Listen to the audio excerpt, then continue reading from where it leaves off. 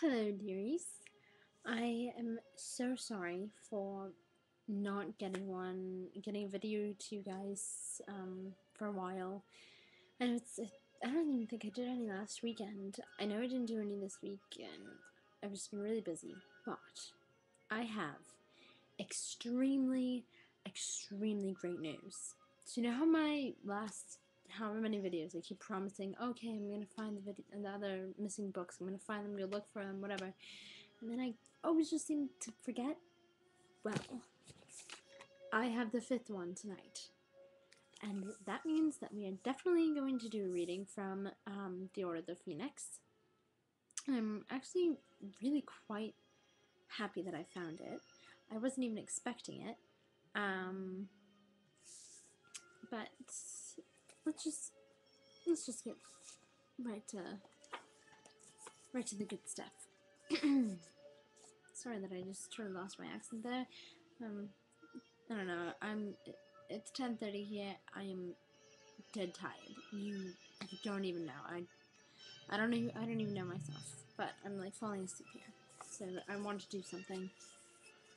Right. Go to page 222. 2 out of 22.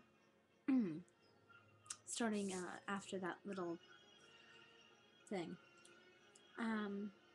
They are the limit, said Hermione grimly, taking down the sign, which Fred and George had pinned up over a poster giving the date of the first Hogsmeade weekend in October. We'll have to talk to them, Ron. Ron looked positively alarmed. Why? Because we're perfects, said Hermione as they climbed out through the portico. It's up to us to stop this kind of thing. Ron said nothing.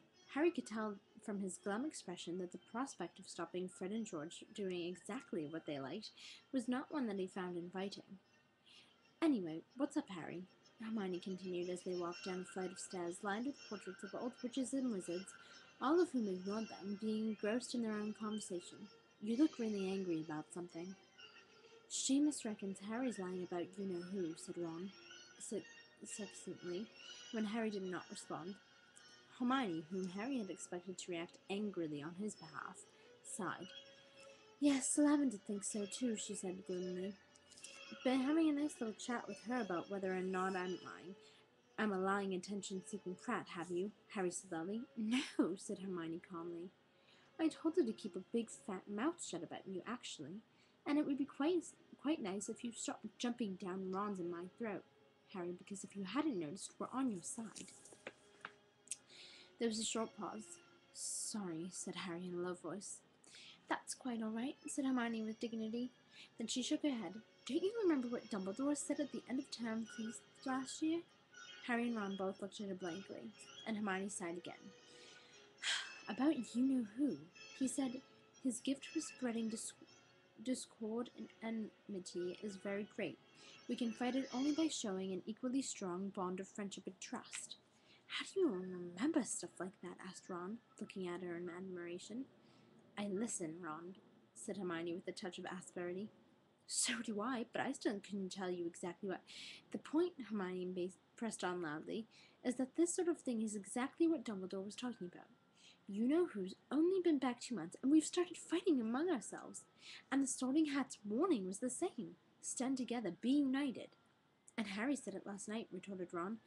If that means we're supposed to get matey with the Slytherins, fat chance. Well, I think it's a pity we're not trying for a bit of inter-house unity, said Hermione crossly. They had reached the foot of the marble staircase. A line of fourth-year Ravenclaws were crossing the entrance hall. They caught sight of Harry and hurried to form a tighter group, as though frightened he might attack stragglers. Yeah, we really ought to be trying to make friends with people like that, said Harry sarcastically. They followed the Ravenclaws into the great hall, looking instinctively at the staff table as they entered.